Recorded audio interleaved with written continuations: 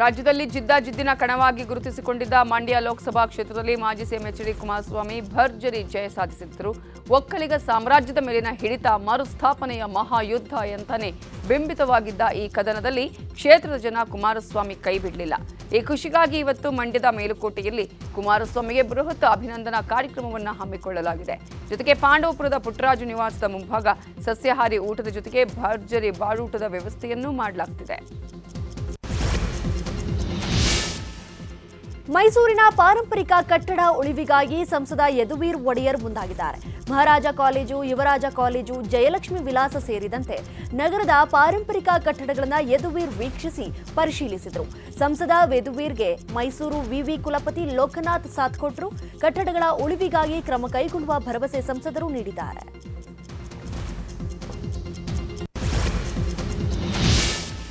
ತಮಿಳುನಾಡಿಗೆ ಕಾವೇರಿ ನೀರು ಬಿಡುಗಡೆ ವಿಚಾರಕ್ಕೆ ಸಂಬಂಧಪಟ್ಟ ಹಾಗೆ ಇವತ್ತು ಸರ್ವಪಕ್ಷ ಸಭೆ ನಡೆಯಲಿದೆ. ಕಾವೇರಿ ನದಿ ನೀರು ಹಂಚಿಕೆ ವಿವಾದ ಕುರಿತು ಇವತ್ತು ಮಹತ್ವದ ಸರ್ವಪಕ್ಷ ಸಭೆ ನಡೆಯಲಿದ್ದು, ವಿಧಾನಸೌಧದಲ್ಲಿ ಸಂಜೆ 4 ಗಂಟೆಗೆ ಸರ್ವಪಕ್ಷ ಸಭೆಯನ್ನು ಕರೆದಿದ್ದಾರೆ ಸಿಎಂ ಸಿದ್ದರಾಮಯ್ಯ. ಸಿಎಂ ಸಿದ್ದರಾಮಯ್ಯ ಅವರ ಅಧ್ಯಕ್ಷತೆಯಲ್ಲಿ ನಡೆಯಲಿರುವ ಸರ್ವಪಕ್ಷ ಸಭೆಯಲ್ಲಿ ಡಿಸಿಎಂ ಡಿಕೆ ಶಿವಕುಮಾರ್ ಹಾಗೂ ಬಿಜೆಪಿ ಹಾಗೆಯೇ ಜೆಡಿಎಸ್ ನಾಯಕರು, ಸರ್ವೋದಯ ಪಕ್ಷ ಸೇರಿದಂತೆ ರಾಜ್ಯದ ಕೇಂದ್ರ ಸಚಿವರು, ಕಾವೇರಿ ಕಣಿವೆಯ ಸಂಸದರು, ಸಚಿವರು ಹಾಗೂ ಶಾಸಕರು ಭಾಗಿಯಾಗಲಿದ್ದಾರೆ. ರಾಜ್ಯದಲ್ಲಿ ಮುಂಗಾರು ಚುರುಕು ಪಡೆದಿದೆ. ಮಳೆಗೆ ಮೈಸೂರು ಜಿಲ್ಲೆಯಲ್ಲಿ ರಸ್ತೆಗಳು ಕೆರೆಯಂತಾಗಿವೆ. ಪ್ರಿಯಾಪಟ್ಟಣ ತಾಲೂಕಿನ ಬೈಲುಕುಪ್ಪಿಯ ಗೋಲ್ಡನ್ ಟೆಂಪಲ್ ಮುಖ್ಯ ರಸ್ತೆ ಹದಗೆಟ್ಟಿದ್ದು, ಆಟೋ ಚಾಲಕರಿಬ್ಬರು ಗುಂಡಿ ಮುಚ್ಚುವ ಕೆಲಸವನ್ನು ಮಾಡಿದ್ದಾರೆ. ತಮ್ಮ ಆಟೋದಲ್ಲಿ ಮಣ್ಣು ತೆಗೆದು ಗುಂಡಿಗಳನ್ನು ಮುಚ್ಚುತ್ತಿದ್ದಾರೆ.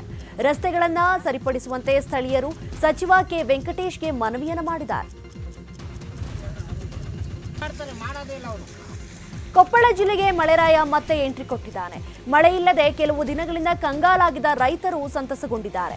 ಕೊಪ್ಪಳ ನಗರ ಹಾಗೂ ಕುಷ್ಟಗಿ ತಾಲೂಕಿನ ಹನಮನಾಳ, ಬಕ್ಕನದುರ್ಗ, ನಿಲಗೋಲ್ ಸೇರಿದಂತೆ ಹಲವೆಡೆ ಭಾರೀ ಮಳೆಯಾಗಿದೆ. ಇಂದಿನಿಂದ ಜುಲೈ 17ರವರೆಗೆ ಜಿಲ್ಲೆಯಲ್ಲಿ ಭಾರೀ ಮಳೆಯಾಗಲಿದೆ ಅಂತ ಹವಾಮಾನ ಇಲಾಖೆ ಮುನ್ಸೂಚನೆ ಕೊಟ್ಟಿದೆ. ಕಬಿನಿ ಜಲಾನಯನ ಪ್ರದೇಶದಲ್ಲಿ ಭರ್ಜರಿ ಮಳೆಯಾಗ್ತಿದೆ. ವಾಡಿಕೆಗಿಂತ ಬೇಗನೆ ಕಬಿನಿ ಜಲಾಶಯ ಭರ್ತಿಯಾಗಿದ್ದು, ನದಿ ಪಾತ್ರದ ಜನ ಎಚ್ಚರಿಕೆಯಿಂದ ಇರುವಂತೆ ಧ್ವನಿವರ್ಧಕಗಳ ಮೂಲಕ ಮಾಹಿತಿ ನೀಡಲಾಗಿದೆ. ಕೇರಳದ ವಯನಾಡಿನಲ್ಲಿ ಮಳೆ ಹೆಚ್ಚಾಗಿರುವುದರಿಂದ ಕಬಿನಿಗೆ ಒಳಹರಿವು ಏರಿಕೆಯಾಗಿದೆ. ಹೀಗಾಗಿ ಕಬಿನಿ ಭರ್ತಿಯಾಗಿದ್ದು, ಜನ ನದಿ ತೀರಕ್ಕೆ ತೆರಳದಂತೆ ಹಾಗೆ ಜಾನುವಾರುಗಳ ಬಗ್ಗೆ ಸುರಕ್ಷತೆ ವಹಿಸುವಂತೆ ಸಾರ್ವಜನಿಕರಿಗೆ ಹುಲ್ಲಹಳ್ಳಿ ಗ್ರಾಮ ಪಂಚಾಯತ್ ಕಾರ್ಯಾಲಯದ ವತಿಯಿಂದ ಮಾಹಿತಿ ನೀಡಲಾಗಿದೆ. ಕಪಿಲಾ ನದಿ ಪ್ರವಾಹಕ್ಕೆ ಸಿಲುಕುವ ನಂಜನಗೂಡು ತಾಲೂಕಿನ ಹೆಜ್ಜಿಗೆ, ಬೊಕ್ಕಹಳ್ಳಿ, ಸುತ್ತೂರು, ಹೊಸಕೋಟೆ ಗ್ರಾಮದಲ್ಲಿ ಸಾರ್ವಜನಿಕರು ಎಚ್ಚರಿಕೆಯಿಂದ ಇರುವಂತೆ ಅಧಿಕಾರಿಗಳು ಮನವಿ ಮಾಡಿದ್ದಾರೆ.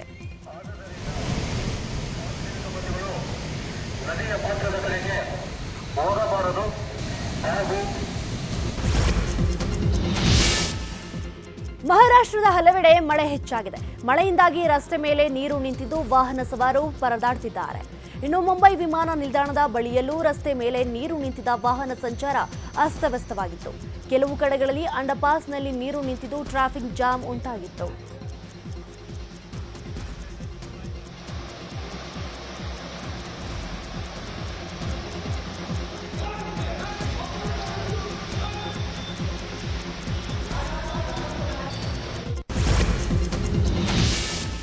ರಾಜ್ಯಾದ್ಯಂತ ದಿನದಿನಕ್ಕೂ ಡೆಂಘಿ ಆರ್ಭಟ ಜೋರಾಗ್ತಿದ್ದು, ರಾಜ್ಯದಲ್ಲಿ 424 ಹೊಸ ಡೆಂಘಿ ಪ್ರಕರಣಗಳು ಪತ್ತೆಯಾಗಿವೆ.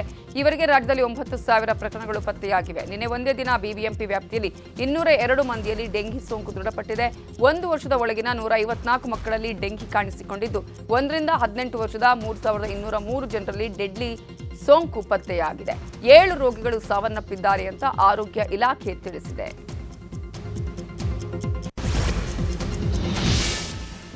ಬೃಹತ್ ಮರ ಉರುಳಿ ಬಿದ್ದು ಚಲಿಸುತ್ತಿದ್ದ ಕಾರು ಸಂಪೂರ್ಣ ಜಖಂಗೊಂಡಿದೆ.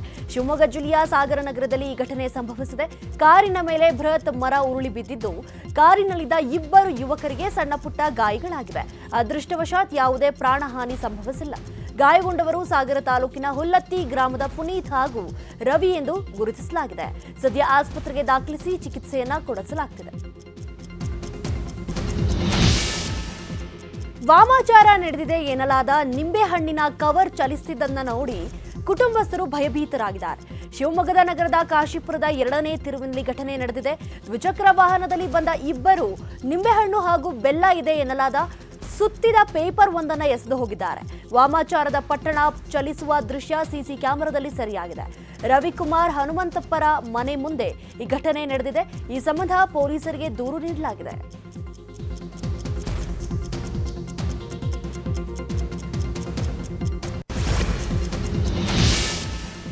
ವಿಚ್ಛೇದನಕ್ಕೆ ಅರ್ಜಿ ಸಲ್ಲಿಸಿದ್ದ ದಂಪತಿ ಮತ್ತೆ ಒಂದಾಗಿರುವಂತಹ ಘಟನೆ ಕೊಪ್ಪಳ ಜಿಲ್ಲಾ ಮತ್ತು ಸತ್ರ ನ್ಯಾಯಾಲಯದಲ್ಲಿ ಡಿವೋರ್ಸ್ಗೆ ಮುಂದಾಗಿತ್ತು 3 ಜೋಡಿಗಳು. ನ್ಯಾಯಾಧೀಶರ ಸಮ್ಮುಖದಲ್ಲಿ ರಾಜಿ ಸಂಧಾನವನ್ನ ಮಾಡಿಕೊಂಡು ಪತಿ ಪತ್ನಿ ಒಂದಾಗಿದ್ದಾರೆ. ಜೀವನ ಪರ್ಯಂತ ಒಂದಾಗಿರ್ತೇವೆ ಅಂತ ಪ್ರಮಾಣನೂ ಮಾಡಿದ್ದಾರೆ. ಇದೇ ವೇಳೆ ತಂದೆ ತಾಯಿಯನ್ನು ಸಾಕಲಾಗದ ಮಕ್ಕಳು ಕೂಡ ತಂದೆ ತಾಯಿಯ ಸೇವೆ ಮಾಡುವುದಾಗಿ ಹೇಳಿದ್ದಾರೆ. ಸ್ವಲ್ಪ ಚೆನ್ನಾಗಿ ನೋಡ್ಕೊಳ್ಳಿಲ್ಲ ಅಂತ